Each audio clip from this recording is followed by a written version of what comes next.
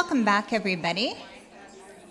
I hope everybody enjoyed their lunch. And once again, on behalf of the Economic Club of Canada, my name is Stephanie Gadbois, and it is a pleasure to welcome you here today. Before we begin, we are reminded and we respectfully acknowledge that we are on the traditional territory and home of Indigenous people, the Wendat, the Anishinaabe, the Haudenosaunee, the Chippewas, and the Mississaugas of the Credit First Nation, land steeped in a really rich history dating back many generations. The purpose of our acknowledgement today is to show our gratitude and our respect for their contributions and to recognize the role of treaty making in what is now Toronto.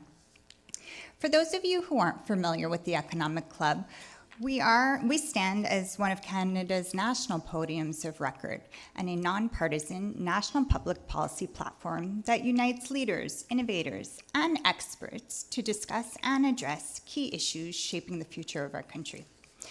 Our foundation is firmly Canadian, yet our influence spans well beyond our borders. Our commitment to fostering collaboration and promoting thoughtful debate continues to drive all of the work that we do. Now, over this past year, the Economic Club has partnered with our friends at Manulife to bring you a series of events focused on women's health. This to bring visibility to issues that have long been overlooked, underfunded, or insufficiently discussed. Since launching our series this past September, we have welcomed more than 500 delegates and experts to explore topics ranging from fertility, reproductive health, menopause, endometriosis, and today, chronic illness. All while identifying and addressing the systemic gaps that women face each day. Now, today marks our fourth and final installment of this series, and we're pleased to have Bayer joining us as a presenting sponsor, as well as Femtech Canada and the Canadian Public Health Association as supporting sponsors for this important conversation. Our focus today, like I said, is going to be on chronic conditions and illness, an area that remains both critical and under-recognized in Canadian women's health. From cardiovascular disease to autoimmune to mental health, chronic illness presents a unique challenge shaped by gender. Our discussion today is going to examine those realities while highlighting the urgent need for more research, stronger policies, and more equitable access to care. Our friends at Manulife have sent along a short video.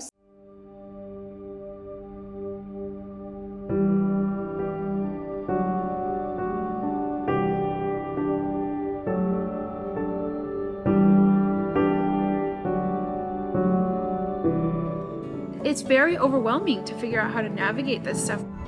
Maven really changed the way I see myself and the care that I deserve.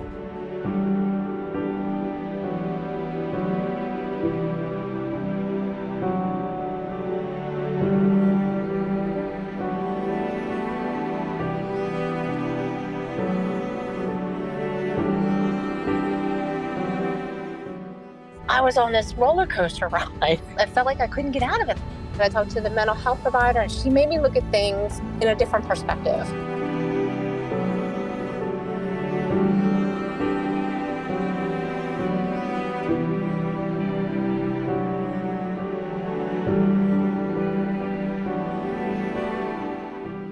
Maven helped me become more empathetic, more caring, more resourceful and supportive for Erica.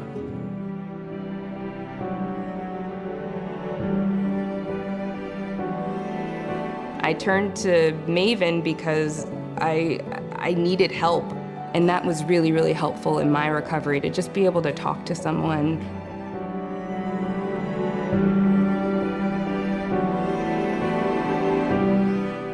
Maven was our foundation for learning what parenthood was all about.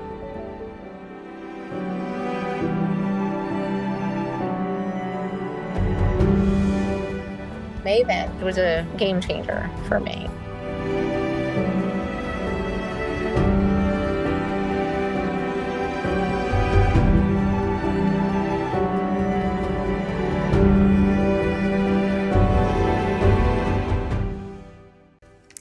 before we hear from our panel of experts, I would like to introduce Jennifer Foubert, Assistant Vice President, Head of Product Group Benefits at Manulife Canada, to say a few words. Let's give her a warm welcome.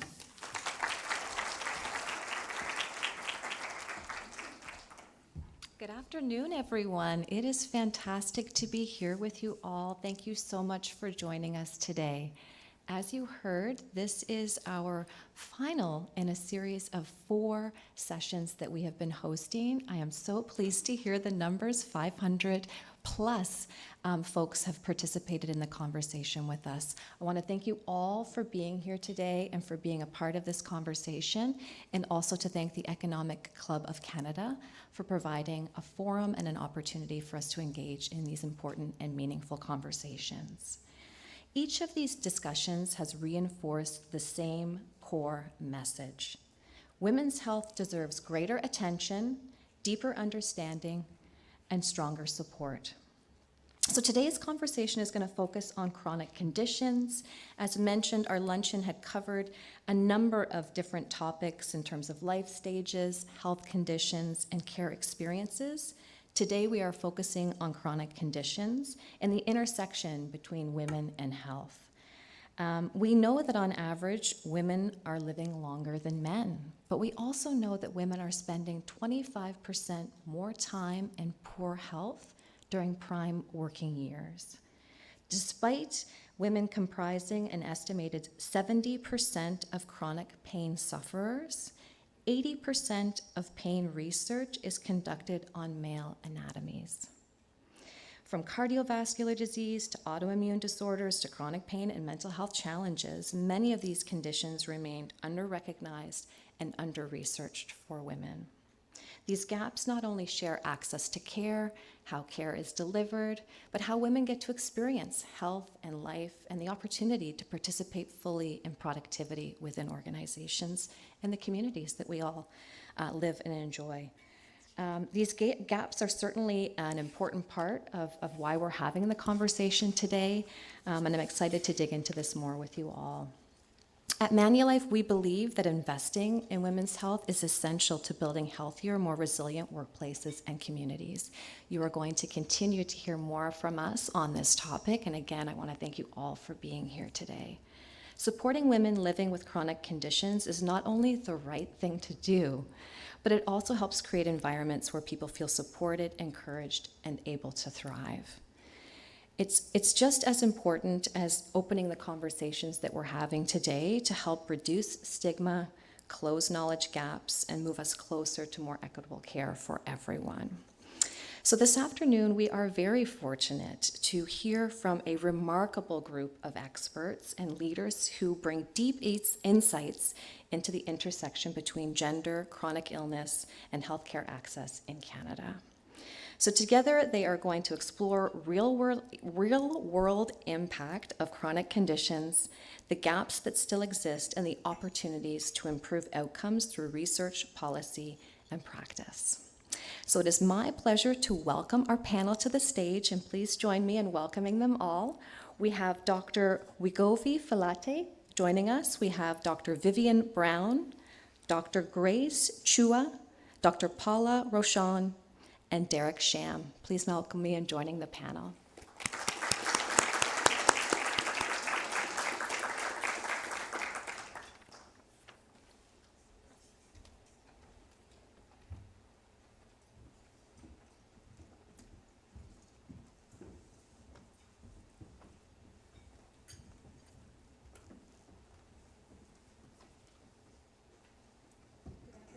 Is this on? Good afternoon, everyone. I'm so thrilled to be here with you all today, moderating this powerhouse of a panel. I think we're all going to learn something new and get really passionate about advancing women's health. So I'm happy to be here, and let's get started.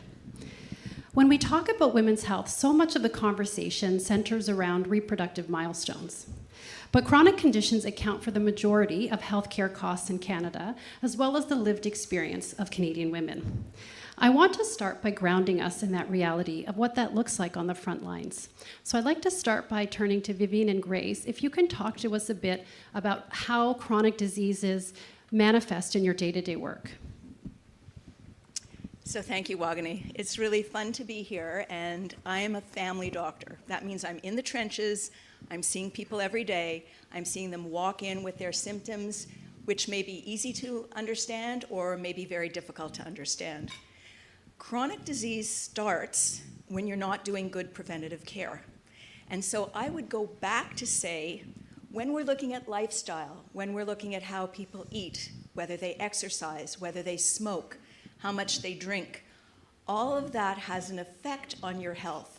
So by the time someone comes in, let's say with high blood pressure or hypertension, my job is to really look at the bigger picture, not just look at the numbers of blood pressure today, but look at what led to that and see if we can alter that.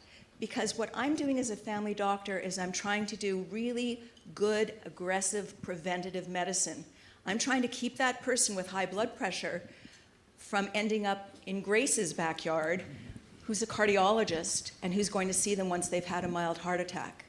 So chronic conditions start, I believe, by not having a sense of good preventative medicine.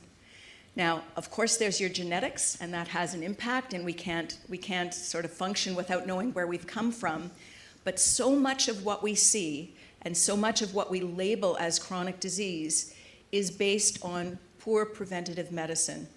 And hypertension is just one of those examples, but think about smoking. Nobody in this room is smoking, but years ago there would have been ashtrays on the tables. What we know, and certainly in different parts of Canada, there's a lot of smoking. Smoking in young people is on the rise, particularly in young women. Well, that's COPD, or chronic obstructive lung disease, waiting to happen 20 years down the line. So as a family doctor, when I'm looking at chronic disease, I start first from what we can prevent, and if we can prevent whatever disease it is that we're talking about, so that we don't go down that cascade of ending up with diabetes, high blood pressure, heart disease, and that kind of thing. So great. 100% agree with you, Vivien. I am a cardiologist. I'm a community cardiologist. So early on in my career, I dealt with disease, coronary disease, irregular heart rhythm, heart failure. And as I went through my practice, so I'm not going to date myself, I've been practicing more than 20 years, I've noticed a shift. So less acute coronary events, because we do such a good job now of prevention by controlling blood pressure, cholesterol, and more of a shift towards chronic disease, especially with the obesity epidemic that faces us right now. So we know that this abnormal fat cells is a root cause for what we call cardio-kidney metabolic disease, heart attacks, heart failure, kidney disease, and diabetes. And with that, that's really shifted my focus towards a preventative look as well. So a lot of my time now is not only treating symptoms and disease, yes, I put patients on good medications to prevent worsening of those diseases, but I also do now a lot of counseling to my patients in terms of risk factors, putting them on good therapies to prevent progression of disease so that they can live a long life as well as have very good quality of life as they're progressing on their journey. So it's really shifted throughout the years of my practice. Thank you. Vivien, I love what you said about prevention. It reminds me of the saying by John F. Kennedy, the time to fix the roof is when the sun is shining. So really thinking about your preventive health long before anything becomes a problem. Paula, I'm going to turn to you. What does the management of chronic diseases look like in the research that you do? Yeah, so I'm a researcher, and I focus on mature women. And when you think about mature women, we had a little bit of information in the intro about this, but women make up over half of our population around the world, and chronic conditions are more common in women. And women also live longer, and we also know that chronic conditions are more common with age. So I think it's really important to focus on mature women. But from a research perspective, it's interesting to know that it wasn't until the 1990s in the United States that women needed to be included in clinical trials that were funded by the federal government, which is kind of amazing. And even more so, it wasn't until just a couple of years ago that women or that older adults needed to be included in trials that were federally funded. So you could imagine that mature women would have been missed out. And as a result of that, there's probably a lot of therapies that women would be on that maybe weren't adequately tested or optimized for them. So this is a really big thing. So as part of our research, one of the things that we do, and we work with large data sets and looking at a number of different questions related to things like chronic conditions, we always make sure that we're reporting our data so that it's disaggregated based on sex and age. Because without that, you miss information that's really important for mature women. And we also work provincially with the Ontario Strategy for Patient-Oriented Research to help researchers across the province do this as well, so that we can make sure that we do learn about mature women in everything that we look at. Thank you. I think that's a really important point for those of you who haven't heard that stat before about how we weren't included in clinical trials until the 90s. And so it's not a surprise to see that women make up 75% of all the adverse drug reactions, because we weren't studied. The male models, or the animal models, were all male. So it's just an interesting point to bring up. Derek, I'm going to turn to you. How does what the clinicians and what the researchers are describing inform the innovation that you uncover? Before I address that question, you guys might be wondering, why is an Asian Canadian man up here with a panel of amazing women in this field? Part of the story is I'm an ex-engineer turned general manager for a billion-dollar company at the intersection of pelvic health for men, so prostate issues in men, and also incontinence in women. Private equity-backed company exited, and but the real story involved my grandmother. When my grandmother suffered from pelvic floor disorders, I knew the best doctors in the world and really couldn't get her the care I thought she deserved. After an MBA at Rochon, I launched Cosm Medical to create custom gynecological devices we did our first clinical study actually at Sinai, that are now Health Canada and FDA cleared to help women manage symptoms of incontinence and prolapse. Now, this is a group of conditions that affect half of all women within their lifetime, highly correlated with childbirth and aging. Prolapse and incontinence are shrouded in immense shame and is drastically underserved. The male equivalent is actually non-cancerous prostate issues.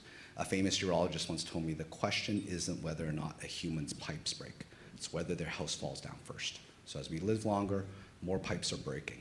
And the medical device market on the men's health side versus the women's health side, even though it affects just as many people, is over 10 times as large. So we're here, delivering modern technology, AI and 3D printing into gynecology. I'm actually really grateful. We wouldn't be where we are today. Health Canada, FDA cleared, covered by Manulife and other private insurers, without the help of world-leading researchers. As a simple technologist, we don't help patients. We build tools for doctors to help patients. So I think from a research perspective, it's unfortunate that America has abandoned women's health research over the last year. And without Femtech Canada and the advancement of women's health in Canada and across Europe, I don't think I'd be sitting here today. So I'm super grateful for the doctors I get to work with across the world. Thank you. I'm going to open up to everyone. I'm going to ask about, based on the conditions that you see and treat and research, how does that differ in women compared to men? So maybe I can start with heart disease. There's a misconception that women are protected by estrogen. Yes, we are protected by estrogen. So a lot of that misconception comes to healthcare providers as well as patients we're untouchable in terms of heart disease, but that is totally wrong. After estrogen is gone, there's a severe, steep acceleration of development of cardiovascular risk factors as well as cardiovascular disease.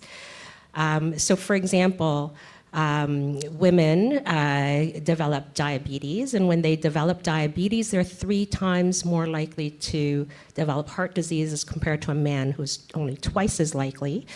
When they develop hypertension, we have a much lower threshold of blood pressure before we start developing heart disease compared to a man. And then that obesity or central fat that we have, the stuff that is hard to get rid of after you hit menopause, even though there's no change in your diet, there's no change in your exercise, that is so much more predominant in women and can carry on until the 7th decade of life, whereas it kind of settles down in a man in their 50s. So as well, cholesterol changes, bad cholesterol comes on. So with all this onset, within 10 years, we catch up to men in terms of heart disease. And when we do get the disease, our outcomes are so much worse. So this is something that we need to educate about, not only healthcare professionals, but ourselves, right? Because it's only by educating about the differences that we will seek help in terms of screening, right? So we need to also say that women present differently than men in terms of heart disease. We have different symptoms.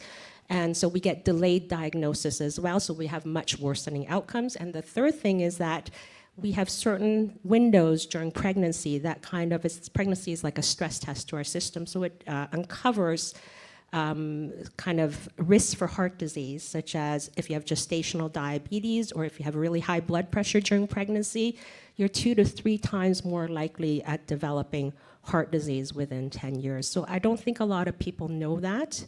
And not a lot of people, like, when was the last time your doctor asked about your pregnancy history when you went to see them, right? So if you have any of that, you need to actually have better risk assessment earlier and better prevention of risk factors. I think stress has a huge impact as well. And what we know for men as they're aging, they find their spouse stress reducing. And for women as they're aging, they find their spouse stress enhancing. And what we know is that women tend to be the caregivers. Women are the caregivers for their older parents. Women are the caregivers for their younger children.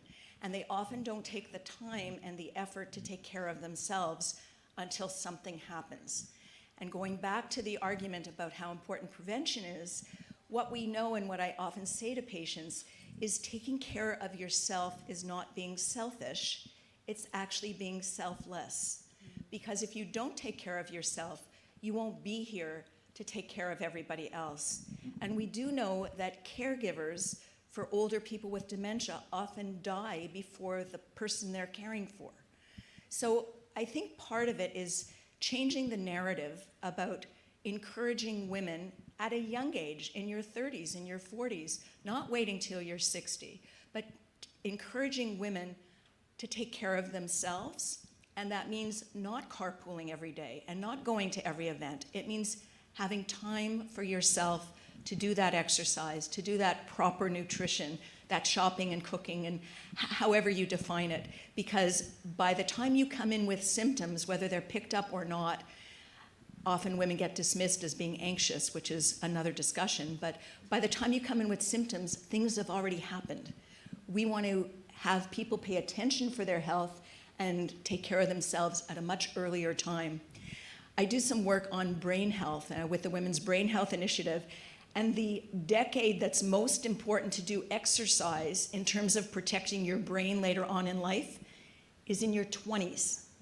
Now, that doesn't mean it's too late for all of us. We still need to do that, but there is a greater impact when you start at a younger age. So I think it's an important conversation about taking care of yourself, which in turn will take care of your family.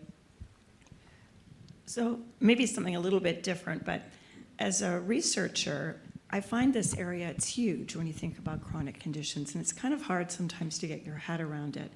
And there was a framework that we wrote about recently that I think was helpful, and it looks at chronic conditions in 3 different ways.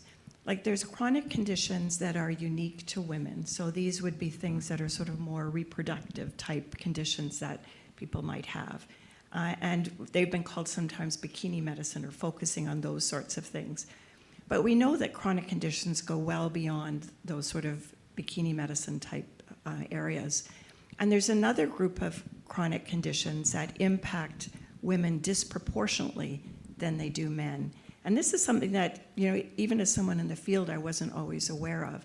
So, for example, arthritis is much more common in women than it is in men. Thyroid conditions, much more common in women than they are in men. these are things. A friend of mine works in lupus, and he always reminds me, hey, lupus is a condition that's much more common in women than it is in men. So there's all of these conditions that are more common in women than men, which is important for us to know because, we have to raise awareness about that. And then there's conditions that can actually present differently in women than men. And one of those examples is heart disease, and maybe you might want to comment on that more. But, there's been a lot of education, I think, out there recently. First off, making people aware that heart disease is something that's important for women. That was a message that I think took a while to get out. And then more recently, it's been around, well, how can it present differently? Men, there's sort of classic symptoms that people talk about. And for women, it can present, for example, a heart attack in a very kind of, shall we say, a bit more non-specific, with things that might be just extreme fatigue or nausea, shortness of breath, things that people may not necessarily think about. So it's important to look at heart disease and a lot of other conditions that may present differently in women so that we're aware and educated. Love it. I think there's two kind of general themes as to where healthcare is going. I think we've kind of talked about it. One is preventative medicine, which is grounded on the fact that, as our human bodies are systems, it's never static. We're either getting better or worse. So the question is are you willing to do some of the preventative medicine components? And I would argue we're living in the world of what will be AI, and I would argue precision medicine is already here. If you have the data, the wherewithal, sometimes the economics to pursue that, precision medicine is here, and so that kind of ties up both of those as we go. So. Thank you for making that point. I'm going to turn to you, Vivien. Over lunch, we were talking about how menopause is really having a moment, and what's important to remember is that it's not just being free from your menstrual period for one full year. It's actually an inflection point to the development of other chronic conditions in women. Can you elaborate on that? Well, it's a great question because menopause is this turning point for women, and everybody eventually will go through menopause if you live into that age group. And so it's a great time for women to seek help about the symptoms they may be having, which may or may not be disabling, but also to take a look at their general health, because it's a time when you really want to get aggressive about prevention. And what we know is that for Canada, women's health needs to be a core value, because what we just saw in the Manulife video is how important women are in terms of productivity, in terms of their families, in terms of the workforce. And what we know is that if we start paying attention to women, even as late as menopause, let's say they haven't had time in their earlier life and they've been busy with other things, they're going to live approximately 30 years. They're going to live into their 80s now. In Canada, women, I think lifespan is around 82, 83. So unlike our great-grandmothers that died before menopause, we're living a third of our life after our last period. And we want to be as healthy as possible. And we know that estrogen and the changes that estrogen brings, whether it's up or down, has a significant impact in different areas of our life.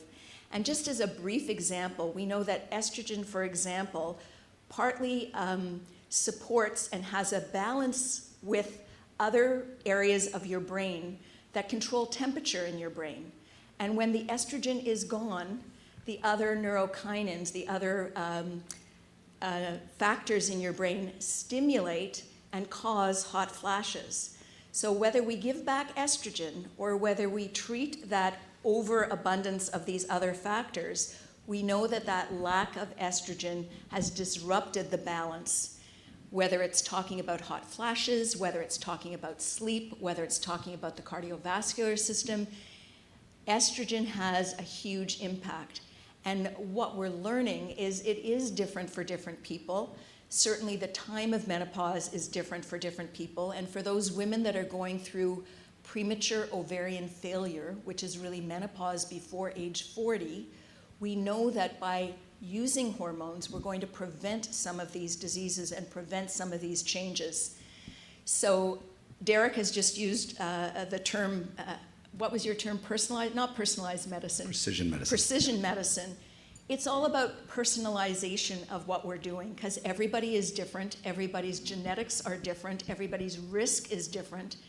And depending on what we're trying to achieve, lots of women should be on estrogen and lots of women should not be on estrogen. And we have some wonderful new drugs for menopause that are Health Canada approved that are non-hormonal. So what I would say when we're talking about menopause as being an inflection point, it's a great time for people to come in and speak to their doctor, because women recognize, I've missed 6 months of periods, something's going on. It's a time when women are going to pay attention to themselves, and they may not have done this at an earlier age. And it's a time when we as healthcare professionals can help women make a good decision for how they're moving forward. There's a pendulum in medicine for a long time, since 2002 when the Women's Health Initiative was first published. Hormones were the devil and everybody had to stay off of it. And recently the FDA has removed the black box on estrogen, so hormones are great and everybody should be on it. And the answer is neither. It really is a precision decision. It really is personalized medicine. But at that juncture of menopause is really the time when you want to make your best decisions about your health, because it's not just about living longer. Everybody wants to do that, but nobody wants to be in a long-term care facility. Everybody wants to be independent and living in their own environment. And the changes you make in your 50s around menopause may impact that independence for the next 10, 20, 30 years. So I think it's a great time for women to sort of take charge and say, I'm important, I need a review, and this is the time to do it. Does anyone have anything? Yeah, I think on the effort of let's say preventative medicine, one of the key things I think, estrogenation, menopause is actually highly correlated to the pipes breaking, incontinence and prolapse. And from published research, on average, women will wait anywhere from 7 to 10 years to go see a doctor about a leak when they run or mild prolapse.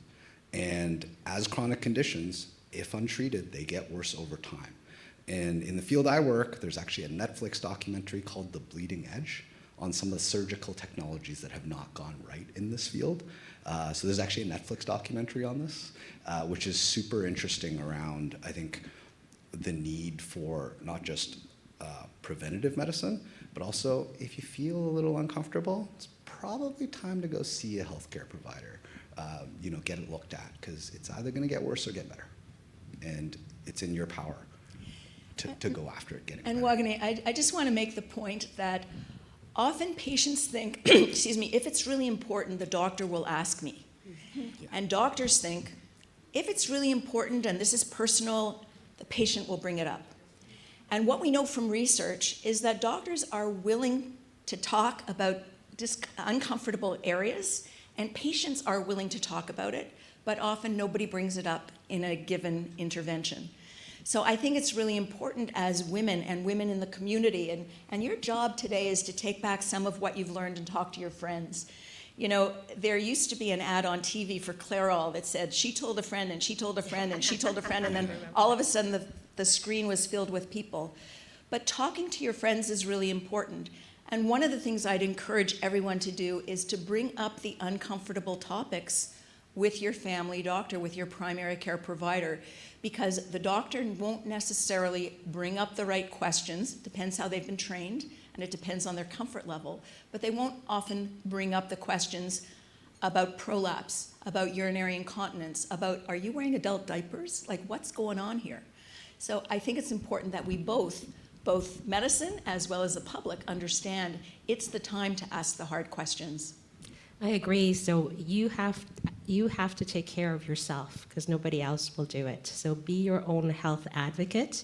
And this menopause or perimenopause is actually a great time for you to go see your doctor, get all your blood tests checked, so that you know that, from my perspective, cardiovascular risk factors are well controlled, so that you have less likelihood of developing cardiovascular disease in the next 10 years after menopause. Just to add on your point, Vivien, a lot of times women will say, oh, I don't want to bring it up because it's not that bad, or my hot flashes aren't that bad, or my sleep isn't that bad. But we have to stop that. the kind of language, especially for women, if it is bad enough that it's bothering your life, it's disrupting your sleep, it's disrupting your quality of life, that's worthy enough to bring it up to your doctor. So I think that's important. For too long, society has had a really high tolerance for women suffering, and I think it's time that, for those of us that are in the room today to really change that narrative. I'm going to turn to Paula. Now that we know that menopause is an inflection point for the development of chronic conditions, what are things that we can do for all the women here and men who can then take this info back to their family members? What can we do outside of medication to really help prevent these chronic diseases? Well, I think the sort of what we call non-pharmacologic approaches are really important. And Vivien, to your point, I'm just thinking how often women have come up to me around the time of menopause and said, this is really the first time they've really started thinking about aging.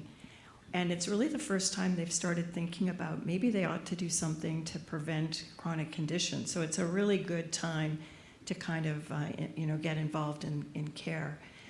So what can you do for prevention? Well, the International Menopause Society released some guidance that I think is really helpful that we should all consider. So they talk, for example, about things that are going to be just things that you've heard already from a public health perspective, like diet. We know that we should have a lot of fresh fruits and vegetables. We shouldn't have heavily processed foods, not lots of sugar, things like that. So we know that. Exercise, something that maybe we do, something that we sort of maybe put off, but it's important, especially for women, because women internationally are less active than men. And activity decreases with age. So I think sort of for multiple reasons, I think women really need to think about exercise and get involved with that. They mention things like sleep. You should be waking up rested. I mean, that's what you want to do from a sleep perspective. And something that maybe you don't think about, but I think is really important, is social connections. That is actually something that's really good for your health. And for many of us that are out in the work world, you're busy, you don't have time, you lose track of your friends. You got to make a point to sort of get back into that sort of thing. Mental health. I think we've heard a couple of times about how women can also, around the time of menopause, it's probably a peak time in their career, so there's stress there, and they may also have caregiving responsibilities or other things. So you need to think, how do I manage that stress and put strategies in place? And then the whole thing about risky behaviors. I mean, we shouldn't smoke, and I think everyone knows that. And there's also been new guidance related to alcohol that we should pay attention to. So my last kind of point is, we're talking about this at the time of menopause, but don't wait. There's no reason to wait. Everyone should be thinking about how they incorporate those into their lives. That's a really good point. Grace, I'm going to turn to you. As we talked about how women have been historically underrepresented in clinical trials, how has that manifested in your genre in cardiology, and how do you see that play out every day? So that's an excellent question, and I think a lot of this Paula has already talked about. So this, I think, stems upon the ban on childbearing women from going into clinical trials, early clinical trials. That started in 1977, but so the thought was protection, but it turned out to become neglect for women after the ban was taken out in 1993. Women were just historically underrepresented in clinical trials, partly due to the fear of getting pregnant, as well as hormonal imbalances in clinical trials. So historically in cardiology, we see a much lower representation, about 30% in our clinical trials, and the things that actually matter in women, like coronary disease or heart failure, it's even lower, about 24 to 28%. So really we see this imbalance, and what does that do? When you don't have enough representation of women in clinical trials, you don't have enough power in these studies to look for sex-specific differences. So then we don't know. So then women end up being treated as smaller men. So we end up going on the same dosages of these medications, and as a result, we get 2 times more adverse reactions when we go on medications. So why is this going on? It's because there is an underrepresentation of women in leadership roles. So for example, research, right? How many women are primary investigators in clinical trials? And that's probably less than 30% in cardiovascular trials at least. So if you have less first authors or principal investigators, you get less recruitment of women. And that also then goes on to less research is being done on heart disease that have a disproportionately high incidence in women. Okay, so certain types of coronary disease, heart attacks without obstruction in the coronary arteries, all these are more predominant in women, but zero randomized controlled trials in this space because of lack of leadership. And I really like your what you said about reporting disaggregate data.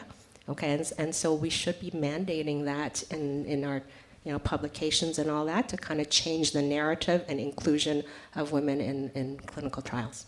Yeah, very good point. Disaggregated data is the future. So Derek, I'm going to turn to you. You've built a company in a space that's been structurally under-resourced.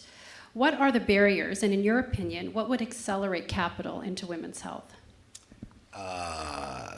Where do I start? The first part to start, I think, is there is embedded structural sexism in our system that is under-recognized. For instance, there's a publication in 2023 stating that the same surgery in men versus women, same different physiology, same thing, the women's surgeries pay 30% less. That's in Canada. The same study was replicated in the US last year, and guess what? It's also 30% less. And that's almost, it's almost a duality, right? Like it's also, the majority of OBGYNs, gynecologists, are also women. And I think, coming from a background in urology, there is a massive market opportunity from a policy perspective to really drive funding in this space, because anybody working in industry knows reimbursement is king as you kind of think about healthcare innovation. I think secondly, there is an amazing opportunity in women's health. Yes, it's under-researched, but there's more research dollars going in. Horizon Europe has doubled, if not tripled, their research in this field. So there's an amazing opportunity to join the community of us that are driving things forward. So, yeah. It's an exciting time for women's health. Thank you. So just to wrap up before we move to the questions, late last year, Senator Henkel introduced Bill S-243, the National Framework for Women's Health in Canada Act, which calls for a federal framework that explicitly acknowledges the historical inequities in research and care, strengthens primary care and prevention across women's life stages, and improves access for women currently unattached from consistent care. The bill is currently moving through Parliament right now. So what gets prioritized in that framework will shape the next decade of women's health in Canada. Given that there are policymakers, senior leaders, and government officials in the room today, what is the one ask each of you has for them on behalf of women in Canada living with chronic diseases? Vivien, I'll start with you. Well, I think what's really important is to understand that women's health is not a priority. Priorities can change when a government changes. Priorities can be, listed in different ways. Women's health needs to be a core value in Canada, not just a priority. And I think when we talk about women's health, we need to understand that Canada is such a patchwork of healthcare that what's available in Ontario may not be available in BC. What's available in Southern Ontario is not available in Northern Ontario.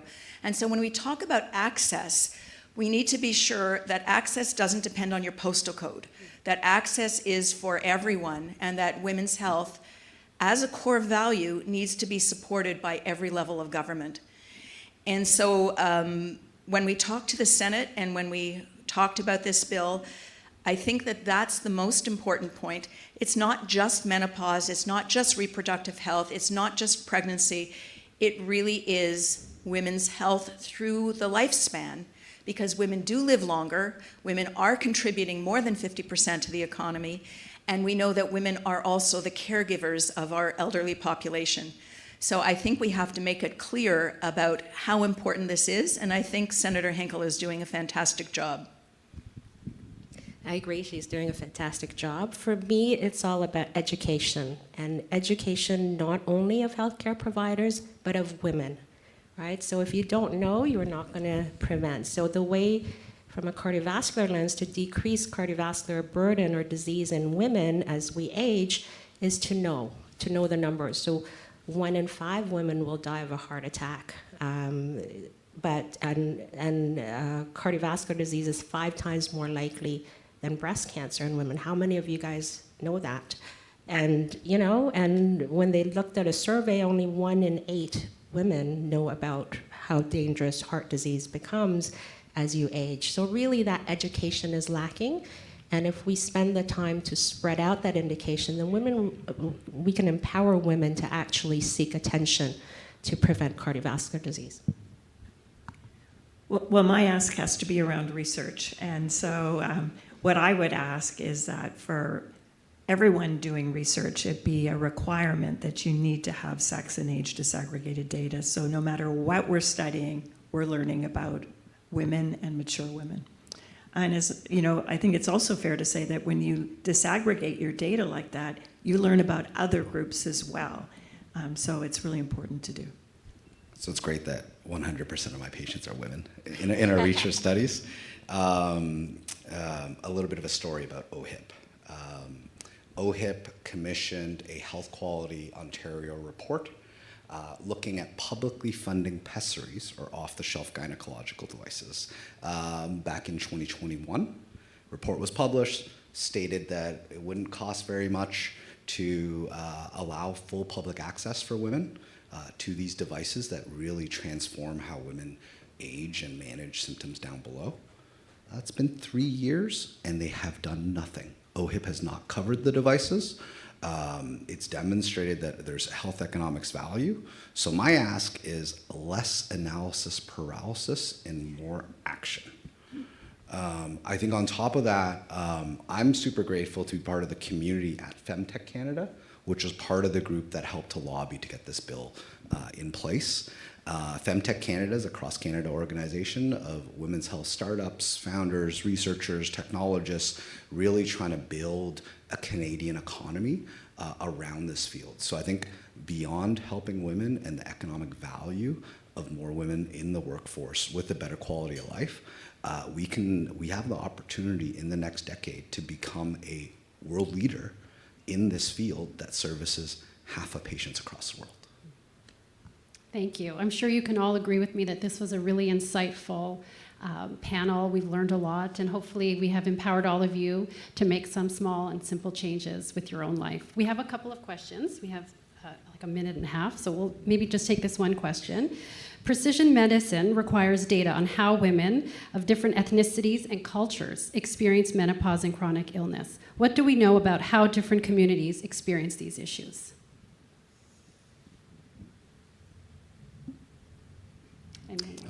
That's a hard question, and certainly I'm not an expert in different ethnicities.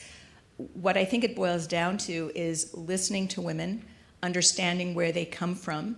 We certainly know that some women have much more, I don't want to use the word complaints, but much more symptoms around hot flashes than others do. Asian women tend to have less hot flashes.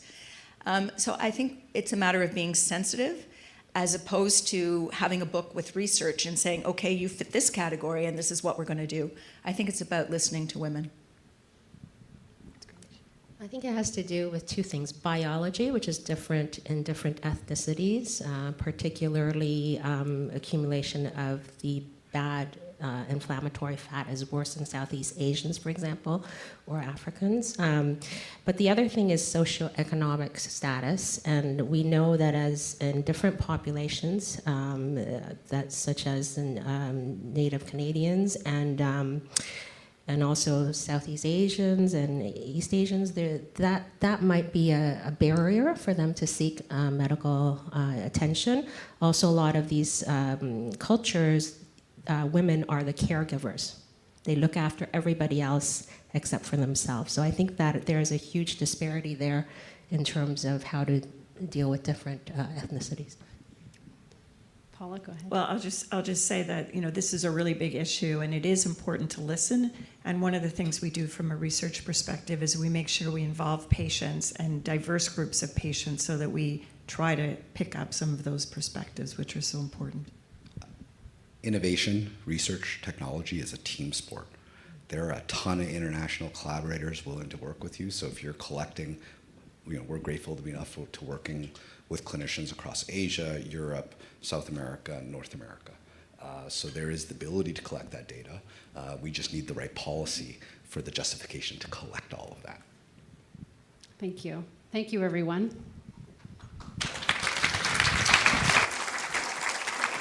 A big thank you to Dr. Wagany, Dr. Vivien, Dr. Grace, Dr. Paula, and Derek for such a great conversation. We know with a topic like chronic illness and chronic health, we can only scratch the surface today. So watch for more events on this very topic, likely into our next season, September onwards. Now, our friends at Bayer have sent along a short video. If you would turn your attention to the screens for just a couple of minutes.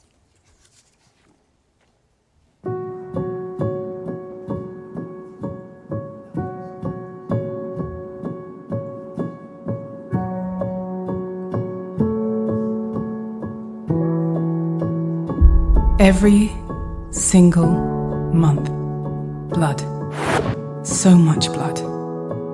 The lost moments, the sacrifices I've made. Is this heavy period normal? I've been told it's common in menopause, but my whole body's on fire. Dripping sweat. The sleepless nights, ups and downs.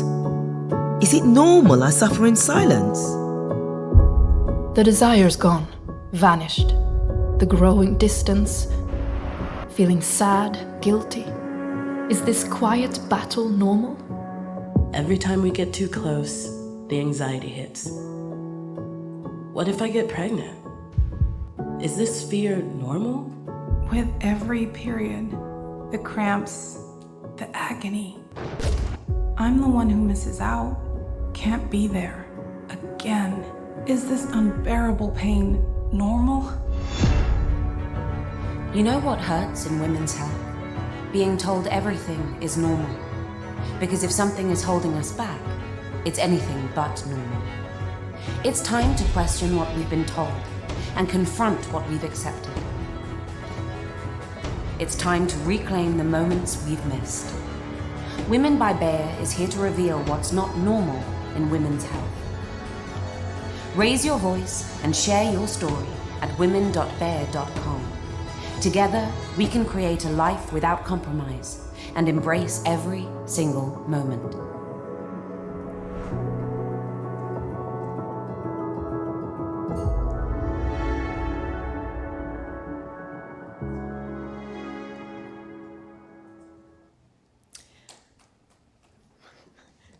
So good afternoon, everyone. It's a real delight to be here today, this afternoon.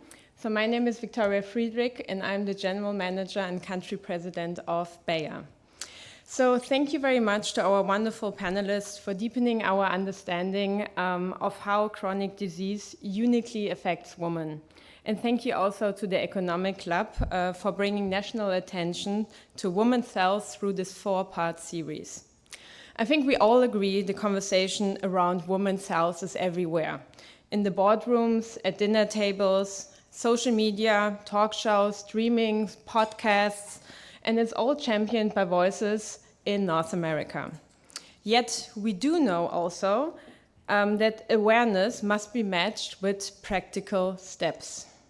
Today's discussion makes clear the urgent need for more research, stronger policy, targeted screening, and treatments that improve outcomes for women across Canada. From the vantage point of the pharmaceutical industry, I see progress in public awareness, but persistent gaps in clinical and systematic care. For more than a century, Bayer has advanced innovation in women's health and in cardiovascular disease and also in brain care. Our commitment, embedded in our DNA and also in our vision, Health for All, stands firm. We are not here just to observe. We want to be an active part, contribute, and we want to collaborate. Senator Daniel Hankel's bill, S243, establishing a national framework for women's health, is a very promising step towards stronger research investment, public-private partnership, enhanced clinician training, resilient primary care, and better access for marginalized communities. At Bayer, we are ready to be that partner. We will continue working together to ensure education for new clinicians, inclusion in research, and earlier intervention in menopause, heart and brain health to prevent lifelong chronic conditions. We believe this time is now. We just talked about menopause. In 1 quarter, about 5 million of Canadian workers are women over 40. 2 million are between 45 and 55. The years when most reach menopause, and this cohort is the fastest growing segment of working women. They project to expand significantly by 2040. When we support women, I think we all agree we are not just addressing a demographic. We are supporting the very people who sustain our economy and our communities. We can't afford, all in this room, to sit back and just watch women suffer through menopause, raising their risk for cardiovascular disease or stroke. As global dynamics shift, Canada can lead. Women's health is not a luxury. It is a foundation to our nation's full potential. We have started this conversation together with respect and resolve. Let's deliver the care Canadian mothers, sisters, and daughters deserve. Thank you so much.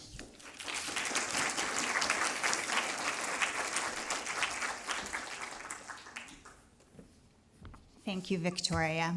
On behalf of myself, Gina Candiano, who helped spearhead this entire event series, and who, interestingly enough, is off for a medical issue, dealing with just that, women's issues, and the rest of the team at the Economic Club of Canada, thank you so much for supporting this fabulous season.